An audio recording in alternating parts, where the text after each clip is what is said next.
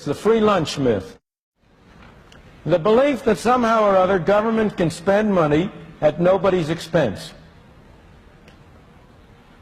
I don't know how many of you have ever heard of a wonderful description of government that was made by a French economist by the name of Frédéric Bastiat about 150 years ago. He said, government is that fiction whereby everybody believes that he can live at the expense of everybody else. And that is the free lunch myth. The myth that somehow or other government can provide goods and services, can spend money at nobody's expense. Now, the particular form which that myth takes is very specific. It has two parts. One part is the belief that somehow or other you can tax business without consumers or workers or individuals paying for it. Somehow business is a big source, a big cornucopia out there that can be taxed at no cost. And the other form the myth takes is that you can create money at no cost. That if you turn the printing press, if you produce those greenbacks, that will enable people to become richer with nobody becoming poorer. Well, let me look at first problem. Can you tax business? What's business? There's no business to be taxed. There are people. Only people can pay taxes. Can I tax this floor? Can I tax the building? The building can't pay taxes. Only people can pay taxes. So when you talk about a tax on business, it has to be paid by somebody. Either it's paid by the stockholder, or it's paid by the customer, or it's paid by the worker. There's no other way it can come from. There's no Santa Claus, no tooth fairy that's going to provide a source by which the government can spend money that doesn't come from somebody. Somebody has to pay. And yet, over and over again, you hear the claim, oh, we must not increase taxes on individuals, we'll increase taxes on business, in connection with the current discussion of Social Security.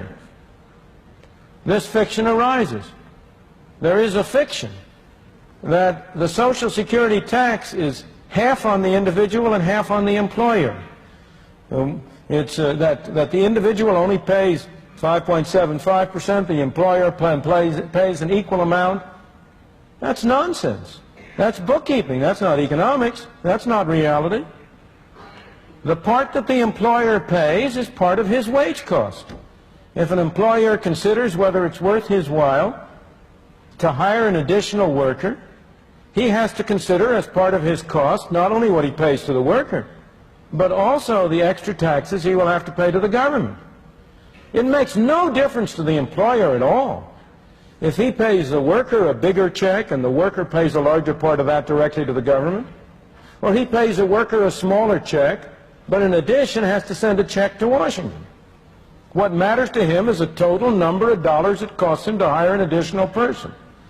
So the fact is, the logic is, the reason is, that the so-called tax on the employer is paid by the employee. Now, this has always been clear from economic reasoning, general economic reasoning, but it has also been subjected to empirical test.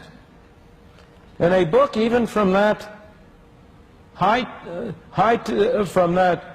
tempo of belief in greater and bigger government, the Brookings Institution in Washington, published a couple of years ago, demonstrated empirically that the tax on the employer was really paid by the employee, that it was shifted to the employee, and it can't be any other way, as you will see if you think about it. So business doesn't pay that tax. And yet, despite this, you have the great move in Congress right now in remedying the problem of Social Security to impose a larger fraction of the tax on business on the alleged grounds that somehow or other that spares the worker.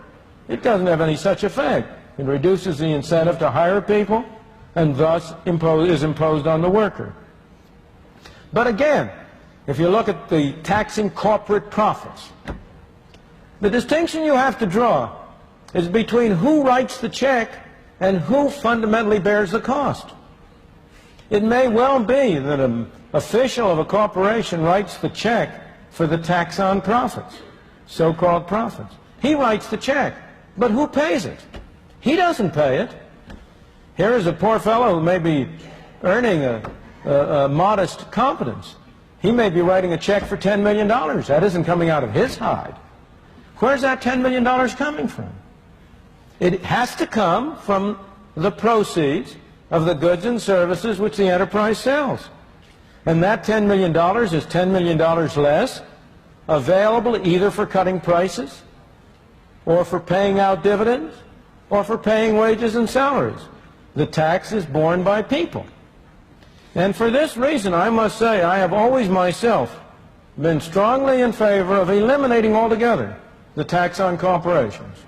So it's open and above board that you are taxing people and that you do not conceal that fact by appearing to tax corporations. Well, again, with respect to money, can you print money at no cost? It's very cheap to turn out those pieces of paper. But does that get society something for nothing? Not at all. It's simply a different form of taxation. If you print money, people have more money to spend. If they spend more money on the same amount of goods, prices go up. And in effect, everybody is paying a tax through inflation. Once again, it's only a form of taxation.